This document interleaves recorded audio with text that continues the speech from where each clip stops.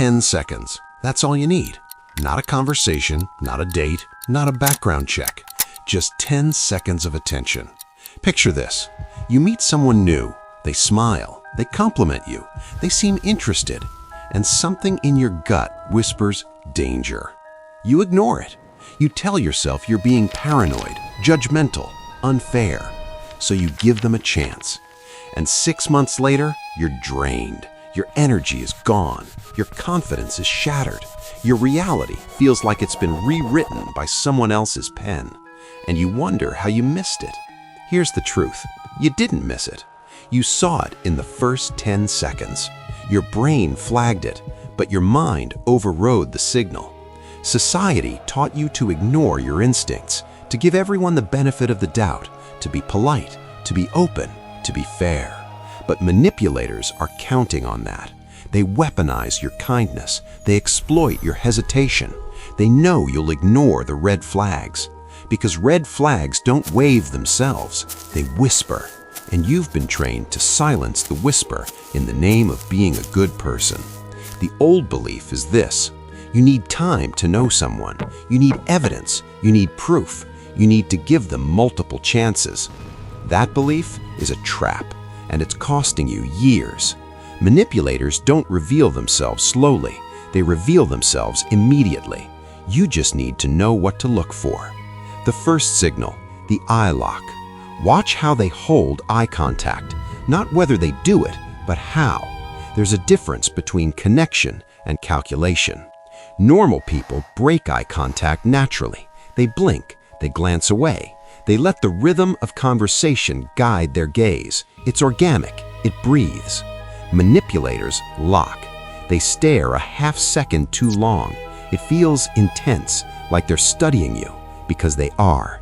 They're scanning for weaknesses. Their eyes don't soften, they sharpen.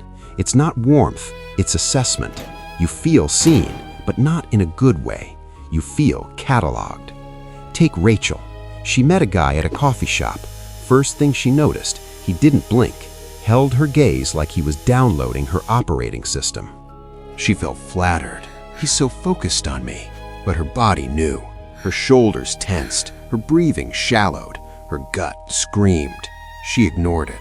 3 months later, he knew every insecurity she had, and he used them like buttons, pressed them whenever he needed her compliant. She stayed 2 years. The second signal, the mirroring overdrive.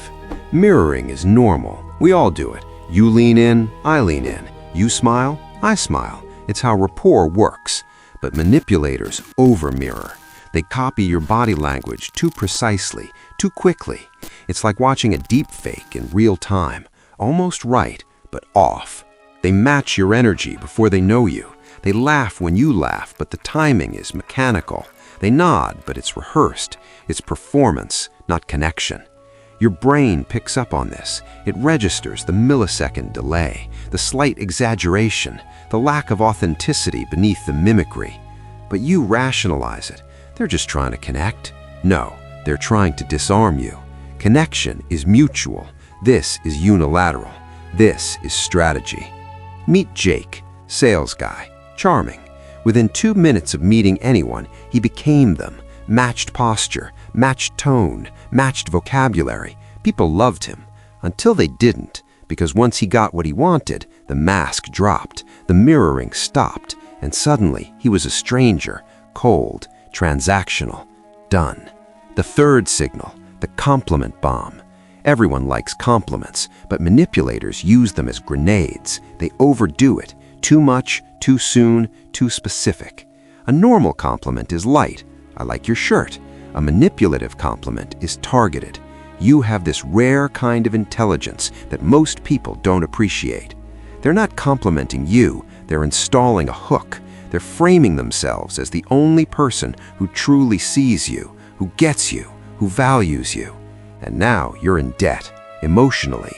You owe them for recognizing your worth. You owe them loyalty for the validation they just handed you for free.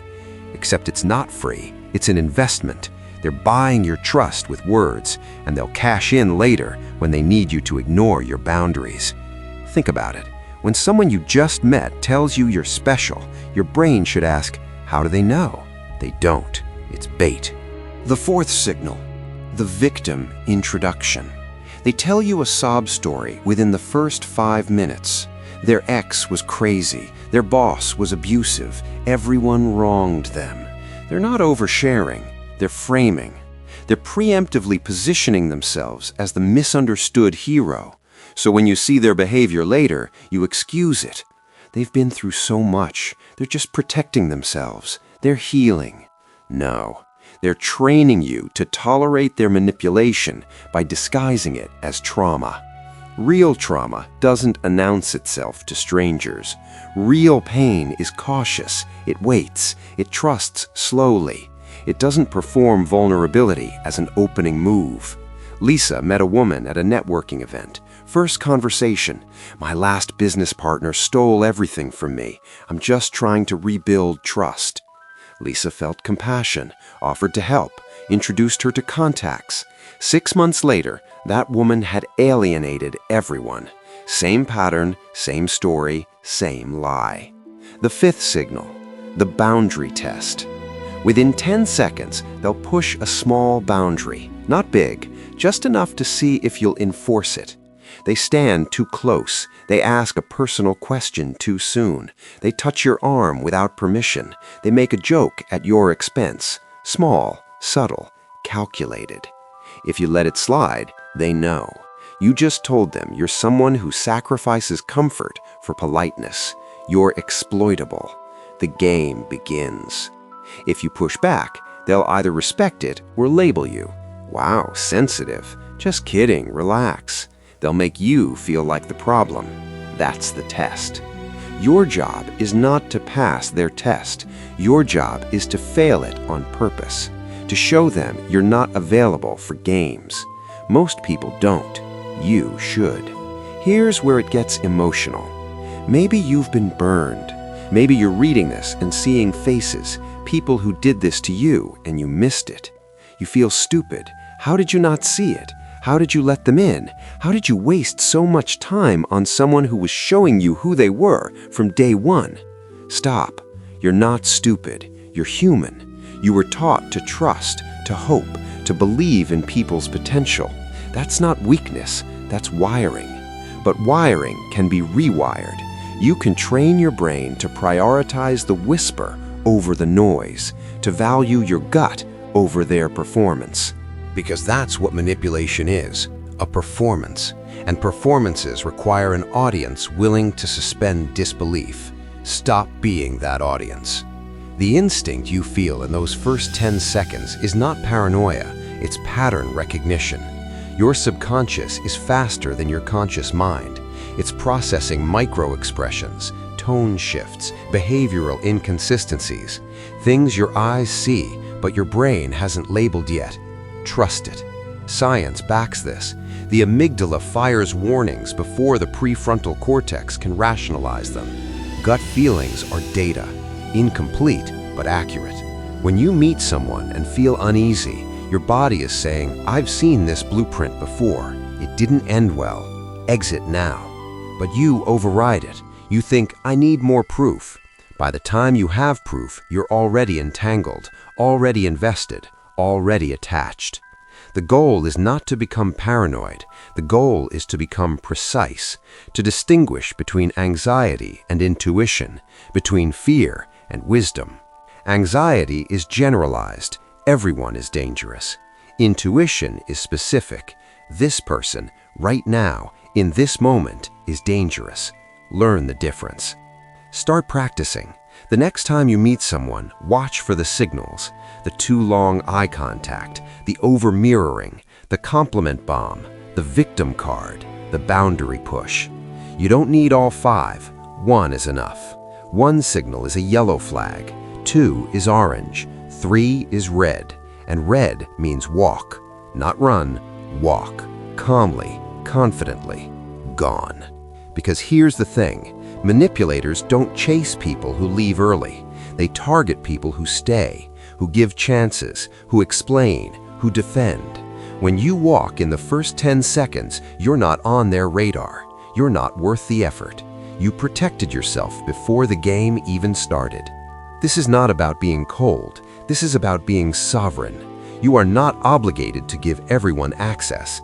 Your energy is currency. Spend it wisely.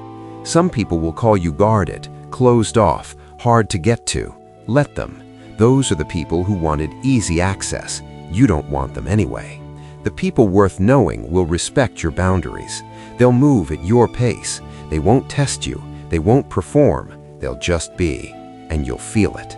That feeling is different. It's calm. It's steady.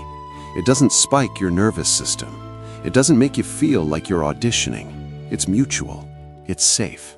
So here's the transformation. You stop giving everyone a chance.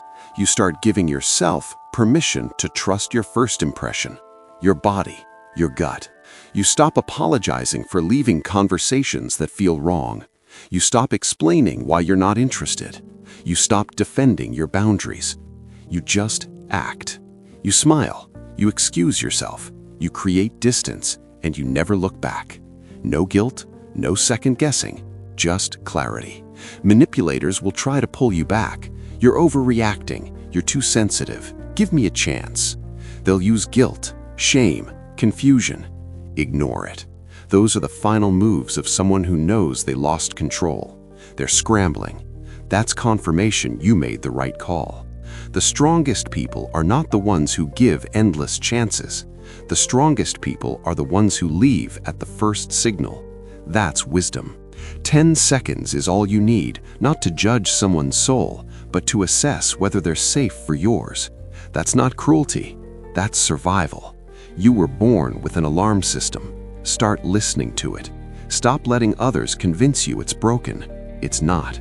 It's been screaming the whole time. So the next time someone feels off in those first 10 seconds, don't wait for proof.